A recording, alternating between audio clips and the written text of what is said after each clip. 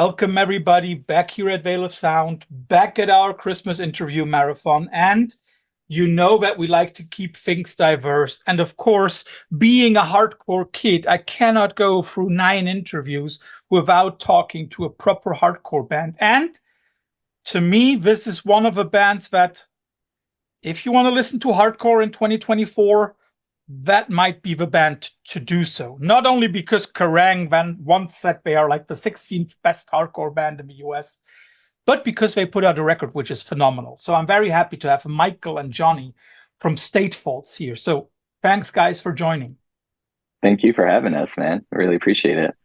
Absolutely. Thank you. Yeah, it's a pleasure because I think we have a lot to talk about. And the first question that we always ask here at the Veil of Sound is there any kind of band, shirt, or merch, or vinyl, or whatever from your own band or from another band that you would like to plug at this very moment? I will give you a second to think about it while I plug something. My good friends in Slow Crush from Belgium. And there is also a little connection to these guys here. So, any kind of band merch that you would like to present? Nothing. Please, no nothing pants. I can think of. No, I don't have anything to plug, unfortunately. Let's ask it otherwise. Is there any kind of record that you maybe bought recently where you select people, you should check that one out? Oh, man. A big one this year for me was Umbilical by Thou. That's probably my favorite one. People should definitely check that one out. And if you want to check that out and know more about the record, go to our archives. We had Brian here on the show in July. Oh, nice. Michael, Yeah. Any record that you would recommend? Absolutely. I have it back there. You can't really see it in it's displayed, but the new Cure record. Very awesome. I know it's not necessarily hardcore music, but just the moody, dark kind of vibe, I think, can definitely fit into our music. Which one was that? Piran? The Cure one? It's the Cure. Yeah, I didn't. Yeah. I still have to listen to that one. Shame on me. Oh no, it's really good. It just came out a few weeks ago. It's very new, but it's awesome. And it's been like 16 years since they put out a record. So it was definitely worth the wait. All the songs are bangers. There's no skips. Phenomenal. I think it's also the way that I've read a few months ago that Smith said, okay, we'll do up to the 50-year anniversary of the first record. We're going to tour that for that 50-year anniversary, and that's it. So it's only a few more years, people. If you haven't seen The Cure yet, I also can only recommend it. It's always a cool live band, great to watch. Even if you might not like all their singles or stuff, it's a great live band. I agree. Michael, you've seen The Cure, right? Yeah. I've seen them twice, I got very lucky. And yeah, I think that's what's so cool about The Cure is because I had the same experience growing up. You just hear all the singles and you're like, oh, they're just another cheesy 80s band. But you actually listen to like Disintegration and you're like, oh, this is like straight up like dream pop and like kind of like shoegaze before shoegaze. Like it's very cool. Yeah. Well, beautiful too. Beautiful and meaningful music too. With lyrics that are like super sincere. So it's like, oh, they're more than just like a singles band, you know? Yeah. I actually think that The Cure might be one of the most misperceived bands ever because everybody thinks they're a singles band. But if you, for example, listen to their first 2, 3, 4 records, that is just flawless. And then you have that whole 80s phase, and again, no real disappointment there. But let's get back to your record. Let's get back to Secrets of the Moon, which for everybody came out on July 26th. And I have a little excuse because that Cure record is only out for 2 or 3 or 4 weeks when we record this. But this record has been out for nearly 5 months when you see this interview. And if you haven't listened to Secrets of the Moon, shame on you. When I looked at the record and when I listened to it again, and when I also tried to dig a little deeper, I came up with one question. Do you two guys believe in astrology? I definitely dabble in astrology, and I think it's interesting. I'm on the fence whether like all of it is 100% applicable, but I think there's something to it. Like, and I think it's interesting enough, and it parallels life close enough that I'm like, like some of that's pretty interesting, but like, am I convinced that like everything that astrologists write is correct or like a science? Like, no, it's all just interpretations of stuff. But I think it's interesting. Michael, what would you say? Yeah, I'm in the exact same camp. Like, for example, I'm a Capricorn, and like oftentimes, Wait, like Capricorn, that is big end of December, beginning of January, isn't it? yeah, good, yeah, good knowledge. And so my daughter is Capricorn, I should know.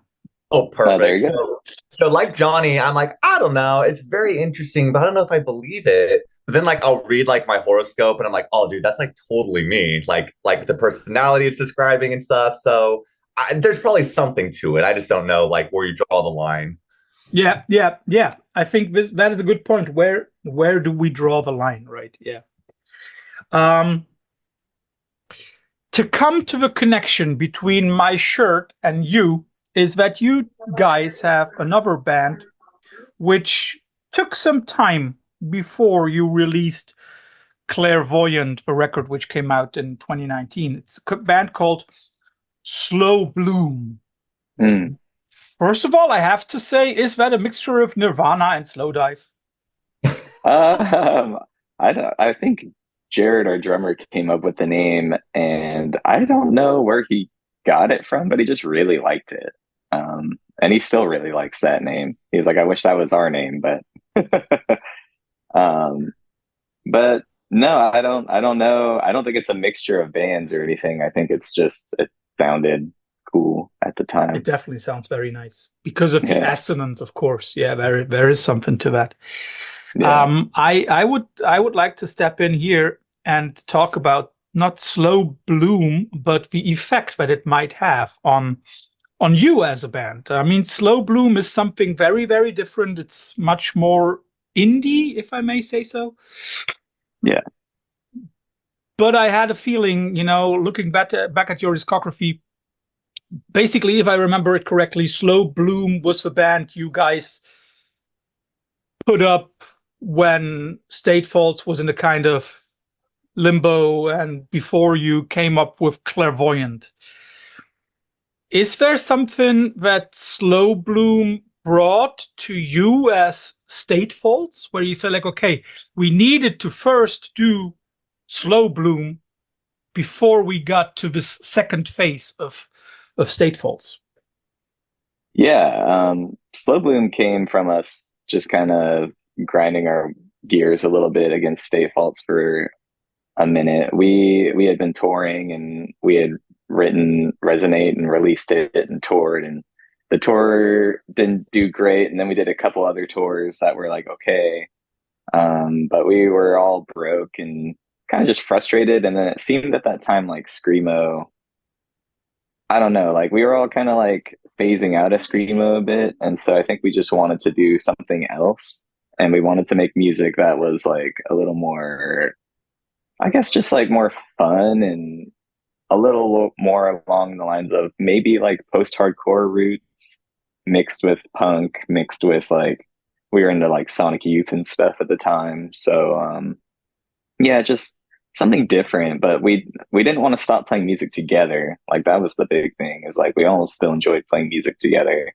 But we just wanted to take time and do something else, a little more rocking and a little more in a different spirit than State Fault. So I think it kind of taught us how to rock, a little bit. We were like, okay, like, like just having fun with live performances with songs with more simple structures. And I think it taught us more to appreciate that and playing. And then, then you get to a point where you're like, man, I really miss playing those old State Fault songs, and then we were in the middle of writing Clairvoyant. We had like 4 or 5 songs written when Slow Bloom started. So we, dusted those back off and we're like, oh man, these feel really good to do again. And then we were able to approach them from like a fresh set of eyes, and then wrote the rest of them all together, after Slow Bloom. So I think it was just more evolving our musical palette together, and just experimenting together and playing different kinds of music. It's interesting that you emphasize the fact of still wanting to play together, but also, I guess, seeing a necessity to give a new baby a new name, right? Yeah, a new energy, for sure. And then I think another big part of it too was around that time our original bass player Chip had left, and so now we're missing a member. And we're such a tight-knit group of dudes, like musically and as friends. So we were really worried about trying to find someone else to put into State Faults at the time. We didn't know if it was going to work, but we still wanted to play together. But we were like, well, how do we keep doing State Faults if now we're missing a fourth of it? So that's another reason why we're like, well, let's just have fun and maybe try this thing, Slow Bloom on the side, just so we can still play together and then go from there. Yeah. Which is funny because Chip Kelly, who went from Notre Dame to LSU, right? That's right. Sorry, being a football fan, I had to come up with that one. People have told me that before, and I don't know football. I had to look it up. You're like, what? But there is something that also struck me when visiting Secrets of the Moon again. Would you disagree if I said that there are a few, I don't want to say classic rock elements, but there are a few moments where I'm like, oh, that could be like an Eddie Van Halen riff on one of the earlier Van Halen records. So a little bit of like that 80s power rock kind of stuff. Is there a little bit more in there in Absolutely. Yeah, Children of the Moon, I mean, during the whole writing of that, I was listening to a lot of Deep Purple and Led Zeppelin and Motley Crue, and basically going through all the records like my dad loved, and Black Sabbath, and just trying to like recontextualize kind of like rock riffs and stuff into, Screamo and post-hardcore, bring in all those influences, because that's like the stuff I'm really into. So that's why there's definitely more solos, and I think some of the heavier riffs, Palo Santo's written with forks, so I'm trying to be like Richie Blackmore, a little bit, just little fun influences to kind of make us sound different, Is that then also maybe subconsciously something that you learned from Slow Bloom, that sometimes you got to get out of that very strict kind of, okay, Screamo is this. No, Screamo can be anything if you are willing to add something else. Totally. And it's funny because like we call ourselves Screamo, I guess, like generally, but like when we think of our band, we're never like, this isn't Screamo or this isn't like post-hardcore. We're way more interested in just, sounding like us than what do we sound like. And ultimately, it is just our influences. So I don't think we could make like a proper Screamo record if we tried, because we'd be bored, like we just have too many other ideas we want to fit in. Then also, it's interesting that you mentioned that. There were also some moments when some of the middle tracks of Children of the Moon where I was like, oh, this could also be like early Mars Volta, late at the Drive-In, where it's a little bit more frantic. Mm-hmm. Is that intentional? I guess it's not intentional, right?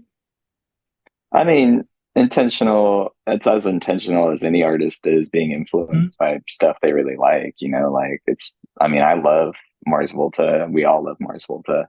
Those first like two records, especially, but even Amputecture and Bedlam, like just crazy good and crazy inventive. But I don't have the mind of Omar Rodriguez Lopez to write like that kind of stuff. So it's like, well, you would also need to write 60 other records a year in order to get the stuff off your mind, right? Never could be that prolific. By the way, Omar, if you listen to this, call me. Let's do an interview. Whenever you're ready, I'm there. Yeah. But sorry, Yeah. Johnny, I interrupted you. No, it's okay. Yeah, they're just, their bands at the drive-in and Mars Volta have been bands we've listened to since freshman year, sophomore year of high school. So, like they're a huge influence, and it's fun to flex those kind of things. And because especially to me, there's a lot of rock and roll in them too, and I feel like they bring a lot of that to their genres, that they explore. So it's more just, finding that free spirit and rocking out and bringing that context. Because, it's funny how pigeonholed genres can be and bands can be within genres. And it's like, that's not punk at all. It's like guitar solos can be punk, like prog breakouts can be punk. Like it's all the spirit and the emotion behind it, Is that something where you too would say like, okay, it needed bands like Mars Volta or Coheed and Cambria, or also at the same time around a band from your vicinity, from Los Gatos, Dretch. So did it need bands like this to show, okay, punk can be much, much more?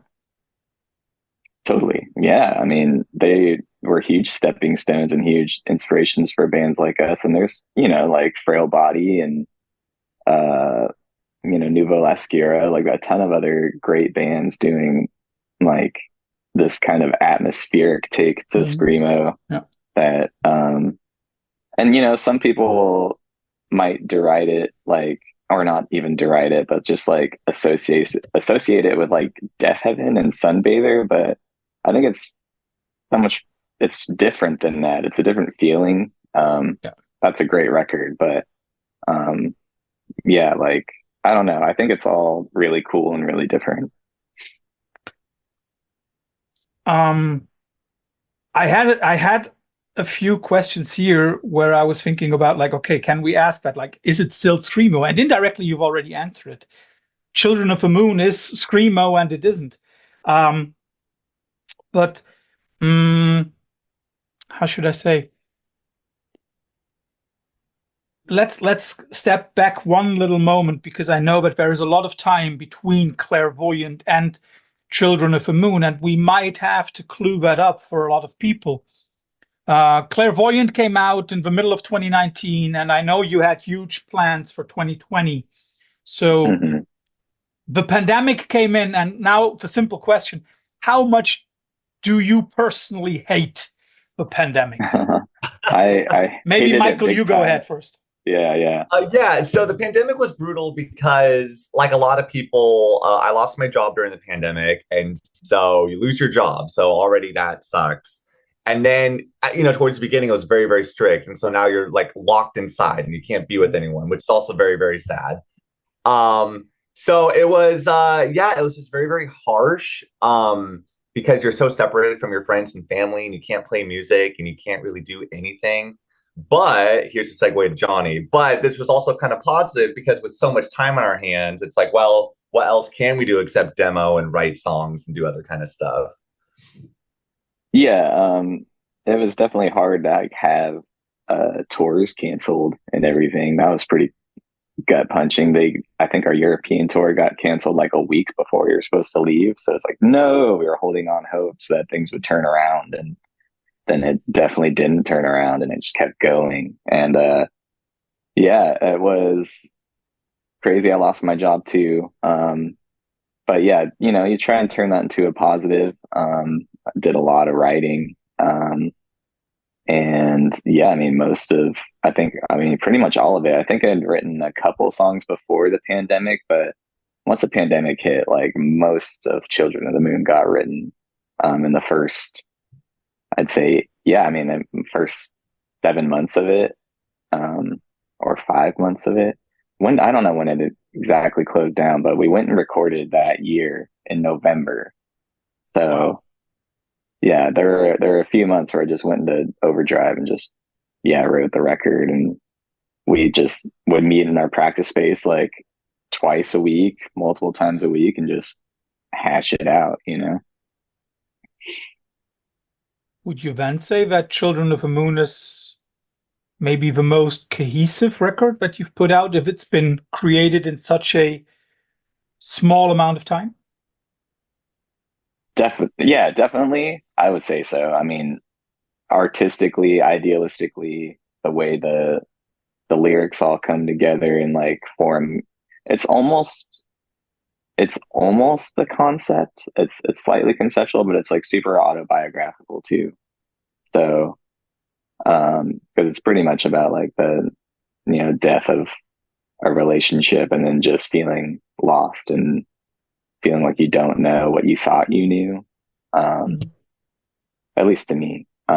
So I would say, yeah, and I mean, it's also cohesive because of the way it was written. I would bring these songs to the group, and then we would uh, pretty much like put in our edits together.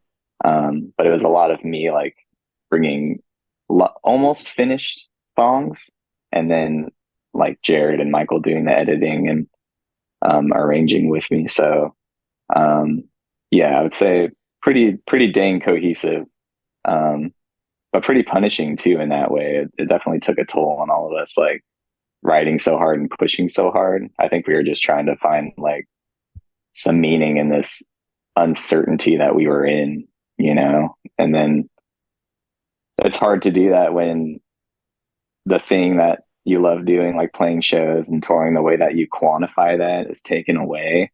So it led to a lot of us getting unhappy and getting frustrated, which I'll segue back to Mitch. Because, yeah, it led to certain breaking points and stuff. Is it then the way? I mean, like you said that you basically recorded the record still in 2020. It came out in July of 2024. I mean, like I can imagine a lot of setbacks, vinyl production wise, maybe also getting a record company and stuff like that. But how much did this contribute to your already high level of frustration those next three and a half years? Oh, yeah. I mean, big time. It was very frustrating, but there was also like, it was a record we didn't want to rush because we had put so much like thought behind it. We were like, well, we have some time because of the pandemic. So let's, let's have some strings recorded for 2 of the songs. Let's have some organ put in here. And then Jared worked a long time on all the transitions and all the extra stuff. And then we had all these samples ready to go, but then we couldn't get them cleared. So then we had to re-record the samples. Like we had our own friends and voice actors doing themselves. So it was a lot of extra stuff and a lot of extra love. And then it went through a couple mixes and then a remaster by Jack Shirley. And I ended up redoing a lot of my screamed vocals because I wasn't happy with them. Because I had a blowout in the studio with Chris back in 2020, a vocal blowout. So yeah, I ended up redoing quite a bit of my vocals. And then we got to add Jeff's vocals in because he was our newest member of the band. He wasn't in the band when we recorded Children of the Moon. So that was pretty cool that he got to be on the record. So it was just kind of like a slow evolution. And, in the midst of this, we're switching to a new label and getting that all squared away. So there's a lot of turmoil and there's a lot of moments where it just felt like it was never going to come out. To me, being just emotional and moody, I was like, oh, all this work and it's taking so long. Is anyone going to care? So I would get stressed and I got frustrated. There came a point where I thought about like being just done with it because I couldn't feel good about anything. But that was like my own stuff and my own issues I had to work on. And we got through that and ended up playing some really freaking amazing shows after that like turned the whole thing around. And then, yeah. But Michael, if you have anything to add to that. Yeah, I could definitely feel the frustration as well. So after we recorded in 2020 with Chris from The World Is, that's when I left the band for a while because, again, it's COVID times and it's like, well, we can't play shows. We can't really do anything. And it's like, at this point, we had been in the band for a little over a decade. So it's been like a decade straight of touring and recording and really trying to make it work. And it wasn't working the way I wanted it to. Like I was really wanting this to be my life. And so I was very, very frustrated and sad. So, and we couldn't do anything anyway because of COVID. So that's when I left. And then, you know, after a few years, like came back, which was awesome. But then again, it still was such a bummer because like even after a few years, it's like it's almost kind of like where I left off, where it's like, well, the record still isn't out, and we're still trying to get stuff going. But yeah, it was very frustrating for me as well. Kind of like what Johnny was saying, where I had this fear of like, does anyone even like our band? It's like we've been trying so hard for so long, and yet we're still not, I don't know, playing who I want to play to, or playing these awesome shows, or getting our name out there. And so it was like you're really, really trying so hard to make it work. And it's a big struggle, you know. It's a lot of your own time and money that goes into it. And I was feeling pretty defeated. But ever since this new record came out, Children of the Moon, it's been so nice. Like, what a relief. It's like after all this time, you put out a new record, and it's pretty warmly received. A lot of people have been really nice about it. And so it's very affirming to be like, oh, okay, well, I guess people do like us. And I guess this thing I put a lot of effort into, people can recognize that. And it's very special. Definitely. It's interesting when you talk so openly about these very, very personal problems. First of all, thank you for that. When listening to Clairvoyant first and then listening to Children of the Moon, I felt a little like listening to Neil Armstrong, you know, like a small plain step for man, but a giant leap for mankind. For me, I always liked Statefolds. I also love the stuff that you did before Clairvoyant. But when listening to Children of the Moon, it sounded like a real leap. So in hindsight, you know, you've spoken about how many things had to be redone, reworked, recorded, re-recorded. Would you say that maybe this was, in a crazy kind of way, the best thing that could have happened to the record itself? Yeah, it definitely happened how it was supposed to. If we had put it out any earlier, like in any earlier form, I think we would have been way more unhappy with it, like just feeling like it was incomplete. And that's kind of the feeling we've had with prior Statefolds records, because I mean, Clairvoyant and Resonate, they were both recorded in 4 days, and live mostly, with Jack Shirley, which is a great fun way to record. But it doesn't give you a lot of time or option to like add any extra stuff or yeah, to like fully form a record. You're pretty much just putting down a live performance and being like, here you go. And then, you know, you take a little bit of time afterwards to maybe add a couple things, but we never had the budget or the time to like really spread out, to write something like, or not even to write something, but to record something that we've always wanted, because we've always wanted our records to kind of sound like Children of the Moon. Like, I think that's always the record we've heard in our head. But just due to time and budget constraints, and maybe even possibly skill constraints too. I mean, we were never able to get there until this time, having all this time to write, all this time to fully formulate. We demoed and we re-demoed, and we like laid out the track listing before we even went in. We knew how the record was going to flow.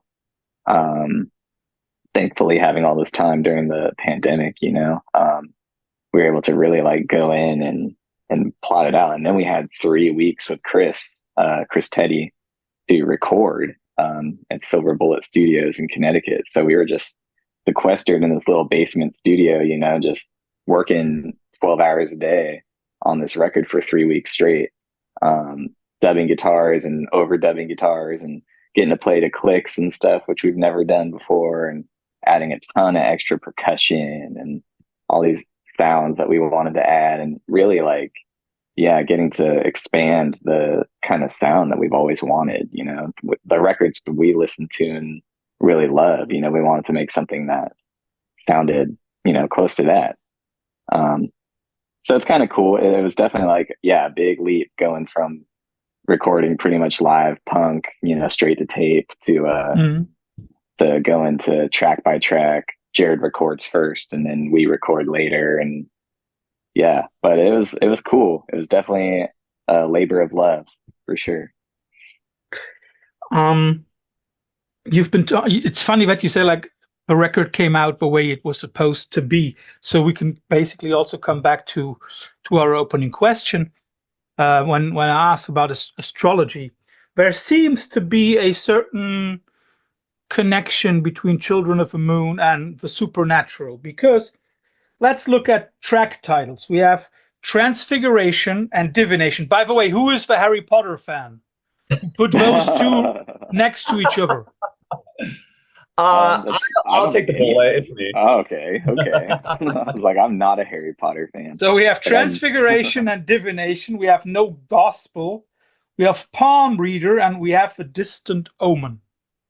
So we already have a lot of tracks who, by title, seem to share a certain connection to anything related to the world beyond, to anything supernatural.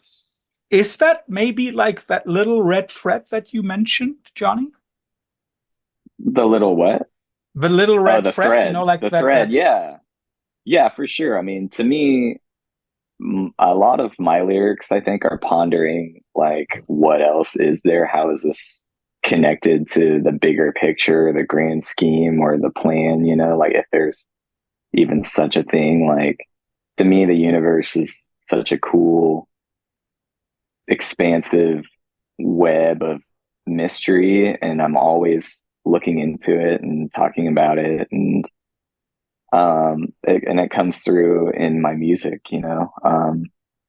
So yeah, to me, it's always kind of trying to contextualize like, what's happening to me, what are these feelings like, and how do I relate them to my place right here in the universe, in the middle of this like billion light year structure, you know. Like, it's very existential, I guess, but yeah, I think it all just ties together in that way. And the song titles are just kind of like clues to it, you know. They're illusions, but none of the song titles, I guess, well, some of them kind of relate to the lyrics, but most of them are just like the idea or the vibe of the song to me. But yeah.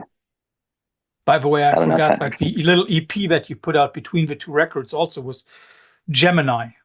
Oh yeah, moon sign Gemini. It's my moon sign. So yeah. But that's also October, right? No, December. But I mean, that's my moon sign. My sign is Sagittarius. So, yeah. Like my mom. Yeah, and like my mom. Would you agree that the last 5 years taught both of you that nothing is permanent? Yes. I mean, I'm already even still going through that. I just got word that so I'm a teacher, right?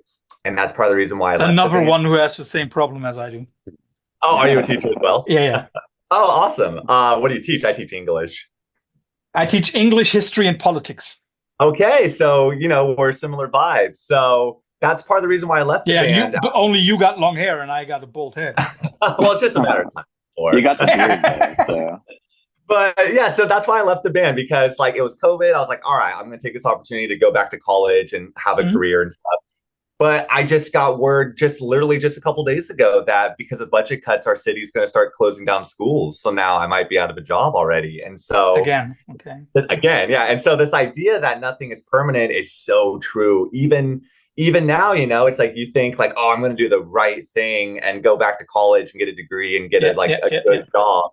And then your job's gone. And so very similarly to the band too, like going all the way back to the beginning of the band, like after we lost Chip Kelly and then trying Slow Bloom and then going back and doing Clairvoyant. And then, you know, we were working with No Sleep Records for a while, but then they were having some financial issues. So we were having trouble, you know, getting the album out. So nothing's permanent and it's very, very scary. But it's cheesy to say, but that's part of the reason why you hold on to your loved ones. And like, I was very, very lucky that I got to rejoin the band because very easily they got Jeff, who's an amazing bass player and amazing guy, and they were starting to wrap up Children of the Moon, and they could have just kept going, but the fact that they had room for me to come back and we could make it work was very special, and it made me realize that like this is kind of what matters, like making art and being with your loved ones is what's most important, because the whole rest of the world around you is kind of horrible sometimes. So yes, this change is so it's always happening, and so you really got to like root yourself in something positive like music or like your friends and family. Yeah, and I mean, also to go with that too, it's like everything is in flux, even bands and artistic friendships and stuff. Like, don't say it like that. People will think that you're going to break up in 3 weeks. Just say no. This is the permanent thing. No, well, that's true. I mean, that's the thing. That's what it's taught me is like what Mitch said, like love and friendships and stuff, and that's what this has really taught us is that friendship, like in our friendship, is the most important part of this band, and we've really like grown closer and way better at communicating together, and it's been really like positive and reaffirming, and it feels just like a band of brothers more than ever. Even like in the good and bad times, like we just feel like we're always close, and we understand where we're coming from. So it's been a real big growth experience, I think, for all of us too. And Mitch coming back, Michael coming back to the band has been super positive and awesome. We missed him a lot while he was gone, so have him come back, it was like, well, no duh, he should come back to the band. Like, we love this guy. So, I have two more questions. Yeah, you go on, Johnny, first. No, I'm just rambling now. all good. A rambling of love is better. A rambling of love is better than a short, just got lost in Michael's eyes. So, I have two more questions before we come to the infamous quickfire round at the end. First of all, you've gone on tour this year. So how was tour? Tour was awesome, and we got to play with a lot of great bands. Finally got to link up with Frail Body, which was awesome. We got to do 2 runs with them. We got to play with Dreamwell from Rhode Island. They rip. And then getting to link up with Pianos Come to Teeth was a freaking dream. They were a huge influence on us when we were starting out. So to get to play these West Coast shows with them was really awesome, and they're lovely people. And then the last run with Masanera, also just equally lovely people and shredder musicians. They were playing all new unreleased stuff, and it's like so cool, so next level for them. Like, I can't wait for them to record it and release it. So that was really inspiring too, just to get back out there and hear a bunch of new bands and stuff. And it's like, ooh, like, got my motor running. Like, I want to write some new stuff, and like, hopefully it doesn't take another 5 years to get another record out. Do you still have leftover tracks? We've got some. We might have some stuff in the tank that we could be releasing at some point. We're not sure yet, but there might be some plans down the road. But not like plans for a new full length. There's nothing, full length yet, but there might be some new Stay False tracks sooner than later. We'll just have to see. And the other question that stuck to me, and that is something that I always try to find out when listening to bands. I mean, like, you come from Northern California, a little north of the Bay Area, west of Sacramento. So you're not from like the Bay, or you're not from LA or San Diego or whatever. But how much California is in your music, if somebody asks you? Oh, we're 100% a California band. Like, the imagery of our coast and our redwoods and our whole ecosystem here, it's all throughout my lyrics. To me, even not just us, but Bay Area Screamo in general has a sound, a distinct sound to it, melodic, but it sounds to me like foggy, cloudy, rainy. And that's kind of what I try and instill in our music too. Like, you're feeling the Carl, the coastal fog of San Francisco. You're feeling it envelop you, and it's kind of cold. Yeah, I would say it's definitely a huge part. I mean, all the way to our last track on this one, Bodega Head. That's a real place that I go to all the time with my girlfriend. We go there and sit and watch the waves. You can watch certain times of the year. You can see whales from there. It's just a beautiful little promontory in Bodega Bay, which is like 30-minute drive from here. So yeah, huge California band for sure. I also ask that because of the record cover of Children of the Moon, where somebody sees a dense forest with a single human being in the middle. Who came up with the idea for this very, very unique and very easily to remember artwork? Oh, Jared, our drummer, he's done all of our artwork and all of our album art for every all release. Of them. And so yeah. Also, like, for example, Clairvoyant, which is something totally different. Yeah. Clairvoyant was a really cool out of print book cover that he found. And it was actually from a book called Moonchild, which we didn't know until most of the way writing Children of the Moon. It's an Aleister Crowley book. And then this photograph, he found it on it's like some public archive, like free use images, author unknown, like we don't know who took this photograph. But he found it and just sent it to us. Like, he made artwork around it, and it was just like, wow, like, he's so good at contextualizing the record into an image. Like, so I'm always just like, I know whatever he comes up with is going to be great.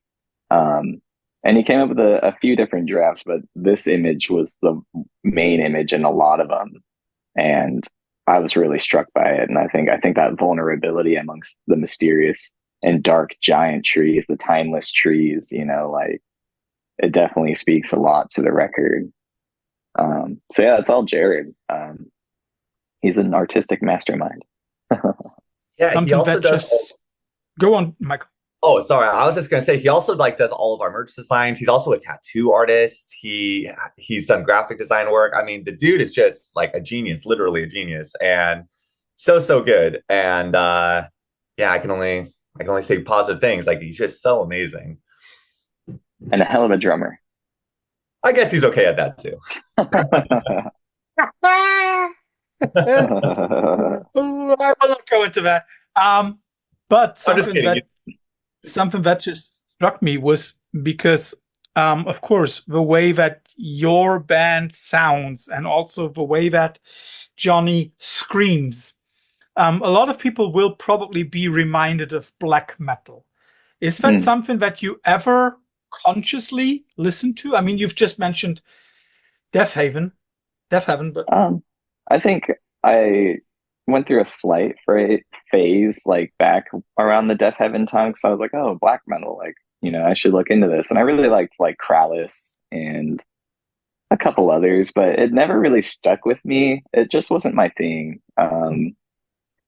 So honestly, like, I think just the high pitched screams for me are just more of a screamo thing to me. Yeah. Like, I really like that sound. I'm more into, like, Neil Perry and Orchid and stuff like that. So Circle Takes a Square. So I think Circle Takes a Square was like a huge one for me in high school and growing up, lyrically, sonically. So to me, they have pretty metal influences as well. So, but I mean, if we're talking metal too, a big one for me and Mitch in high school is Children of Bodom too. So, so good. To me, it's like playing guitar and high pitched screaming. It's just the way you do it when you love Alexi Laiho. And also, what's so great about Children of Bodom is, like, they are. It's also very melodic. So yes, it's very heavy and it's very intense. But, like, he's doing these crazy neoclassical lines, and then there's, like, a synthesizer that's also harmonizing with it. So it's just the most brutal music and the most brutal screaming, but also sometimes the most beautiful, intricate stuff as well. And so. Yeah, and I know for a fact that he's really rooted in that stuff as well, like black metal and also like 80s like hair metal, and I think that also us, yeah. with Children of Bodom, that is definitely audible. Yeah, for sure.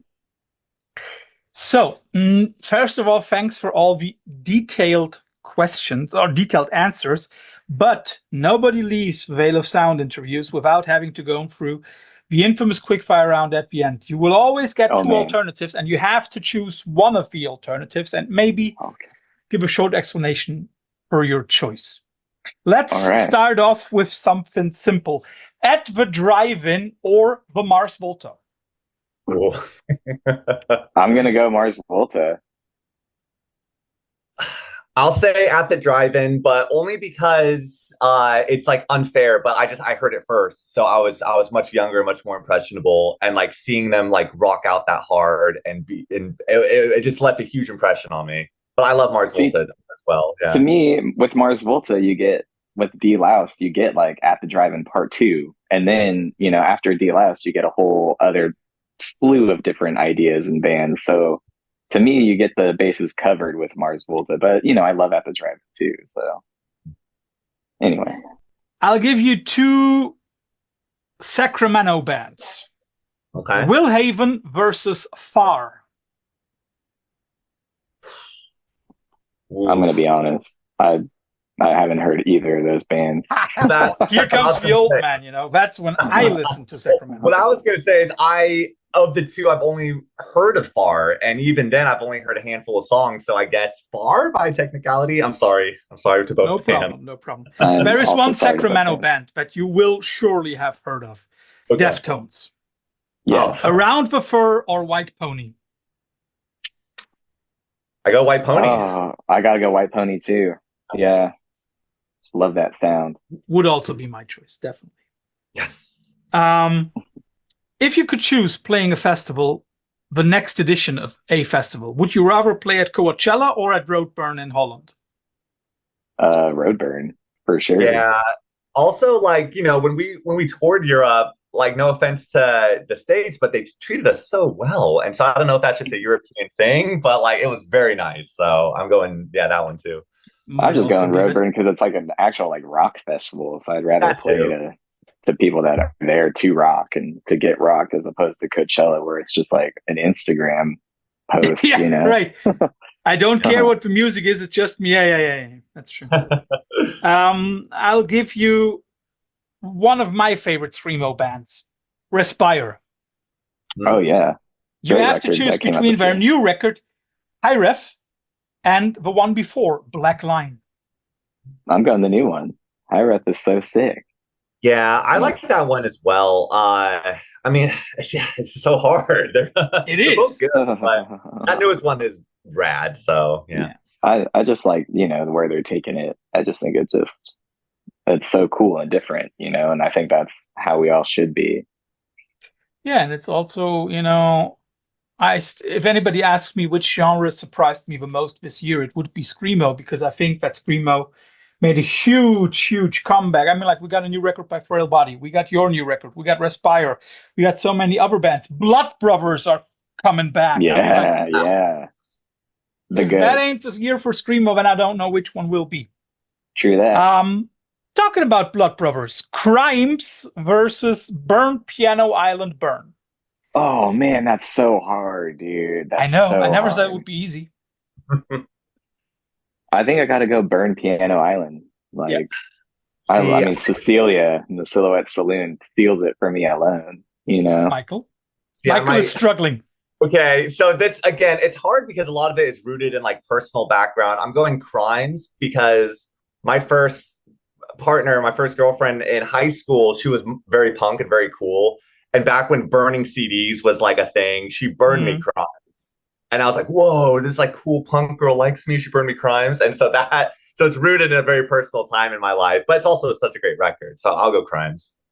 They're both, all of their records. Yeah. I'll give you another hardcore band, Jillian Carter. Which record would you rather listen to? Salvation Through Misery or This Earth-Shaped Tomb? Earth-Shaped Tomb. Yeah, Earth-Shaped Tomb. I think that was, correct me if I'm wrong, Johnny, wasn't that like around the time like when we first played with them, like in 2019 at Fest, I think I think that so. album was out or just came out or was about to, something like it's that. about that time, yes. Yeah. So man. that's how when I first kind of listened to them, and I was like, oh, this is sick. And then we played with them, and I was like, oh my god, this is so sick. So yeah, We I'm going definitely with that. talked about doing more stuff together because there's definitely a kinship there. Metal influenced Screamo, and they're just shredders, dude. They rock so hard. They played with us at Fest, and they were just awesome. They tore the place down. So, And they're playing at Roadburn next year. yeah, So yeah. Don't miss them at Roadburn. I mean, like for anybody who might not get how much Veil of Sound is into Roadburn, I can already tell you something. 2 years ago, we had a huge Roadburn special. Next year's is going to be bigger. I can already say that. It's like we're aiming for like 75% of all the people that are there. We want to have something on them. You've mentioned your love for like real 90s Screamo. So I'll give you Orchid versus Combat Wounded Veteran. Oof. Man, they're like slightly different, but I'm gonna go with Orchid. Just, I don't know. They're a little more danceable to me. And I like dancing to music, so I'm gonna go with Orchid. Yeah, same. And again, I know I totally admit, I know it's unfair because a lot of it is just like my personal thing. But I think that's part of the problem, right? Is like I was in high school and I was getting into Screamo and stuff. That was one of those first records and bands I heard. And again, you're such an impressionable age. It just leaves such a big mark. So even though logically I could be like, well, maybe this song or that band has this going on, like Orchid was one of the things on like the ground floor for me. So yeah, going Orchid. For the intensity of Combat Wounded Veteran, they're just so good, especially at that time, like so ahead of their time, really. Don't they even have a split together that I even possess? I think I have a split down where somewhere, like a 5-inch or something. I have to check that. If I find it, people, I will let you know. And you've mentioned Circle Takes the Square, so I'll give you As the Roots Undo versus Decompositions. As the Roots Undo. I mean, it's a classic record, and I had the lyrics for Non-Objective Portrait of Karma on my binder in junior year in high school. So I was just like so obsessed. My screen name was Portrait of Karma because of that song. So like my AOL screen name. So yeah, that was a really important record. Decompositions is a great record. I was really surprised by it, especially like how they leaned more into the metal side of what they do. And that was pretty inspiring, actually. I was like, oh man, like they're going for it. Like we can do that sometimes too, like, I don't know. It's just, they're such a great band, such a special band, but I got to give it to As the Roots Undo. Yeah. Again, Michael, like, you go first. Yeah, that was me in high school. Like that was what I heard. I think it was like our junior year when we started hearing them. And again, such a huge impact. So I agree. But I also agree with Johnny. The kind of metal aspects of Decompositions was very sick. Because I'm also a big metal guy. So like the marriage of kind of Screamo elements and metal elements was very cool. But ultimately, As the Roots Undo, I think, is the one for me. I got two more. One serious and one not so serious. Which one do you want to have first? Let's do serious and we'll end on not so serious. Yeah. Sonic Youth, Dirty versus Daydream Nation. Ooh. For me, being from Cologne, that is not a question, but I'll let you go first. I think I'm going to do Daydream Nation. Just, I mean, my favorite Sonic Youth is Goo, but Daydream Nation, I think, has a lot of, they have a lot of killer songs on Dirty too, but yeah, I think I like Daydream Nation. I think that one was one of the ones I found first and like got me into them. So, Michael? Yeah, Daydream Nation. I mean, it's hard. It's so good. I'm more of like an Evil guy. Evil. That album I really like, and I really like Goo as well. Like the earlier Sonic Youth is so sick. But yeah, of those two, I'd have to go Daydream as well. Yeah, I also have to go with Daydream Nation because the guy who whose picture was taken for the cover of Daydream Nation, worked in my hometown of Cologne for a long, long time. Oh, And nice. he was even allowed to do one of the windows in the Cologne Cathedral. Oh, wow. So I have to go with Daydream Nation. Last one. You chose the not so serious one as the last one. I'll give you two classic California songs. All right. Californication by Red Hot Chili Pepper versus It Never Rains in Southern California by, I think, Albert Hammond. Oh man, well, I've never heard the Albert Hammond song, so I guess by default I gotta go. You've never heard It Never Rains in Southern. You've surely heard that. I can't say that I have. Yeah. You just want to. Unfortunately, I've been Red Hot Chili Peppered. Yeah, I'm going for California Reaper. Yeah, it's the Chili Pepper. That's funny because that was my first introduction to Red Hot Chili Peppers, was like that song and that album. Mm. And because that's a year when you were in high school, right? So exactly, of course. Right, I don't want to say I was like swindled by any means, but like I heard it and then I kind of went backwards. I was like, oh, this is like kind of not what I was expecting. It's not bad, but I thought it was more going to be like that. And then it was like kind of funkier, and yeah, so I'll give it to that because again, it's just that time in my life. But I have heard It Never Rains in California. It's like one of those songs they always play on like commercials and TV ads and stuff. So. Man, I've probably heard it. I just never knew. But how good it is. Yeah. Just have to. I mean, I don't know. Well, people. I'm more. Yeah. Well, people, if you want to listen to some music that is really gonna make a lasting impression on you, I can only suggest listen to Children of the Moon. And the last question, because it's our Christmas marathon, last question that we always ask at the moment: favorite Christmas track? Mookie's Last Christmas by Seosin. I really like gosh, does it have to be specific? Can it be like no, I guess it mentions Christmas. I would say Same Old Lang Syne by Dan Fogelberg. That was gonna be my number 2. It's all about so it doesn't have Christmas in the title, but the whole content of the song is about like he runs in. It's our lives. He's a musician, and so it takes the perspective of a musician who's back in his hometown for Christmas, and he runs into his old girlfriend or partner or lover, and like they strike up this conversation on Christmas Eve, and like they kind of like reconnect. But then very tragically, they go their separate ways because he has to go back on tour and she has to go back to her normal life. And it really hits me in the feels of like, oh, dude, I've been there, where you're like, well, I'm now kind of choosing between the two. And it's just very beautiful. And like, it also speaks to like the classic dad rock side of me. So I'll go with that song by Fogelberg. So thanks first for all the interesting details on Children of the Moon and for everything else, and also for the fun and laughter. For everybody else, listen to Children of the Moon and tune back in tomorrow. We're going to have another great one to talk with. I'm not going to disclose who, but you'll be surprised and you will like it. Johnny, Michael, enjoy the rest of your day. It's 10 a.m. in Santa Rosa. It's 7 p.m. over here. My goodness. So enjoy the rest of your day, my friends. Yeah, have a good evening. Have a nice dinner. And thank you again so much. Appreciate all the time. Thank you. Bye-bye. Bye.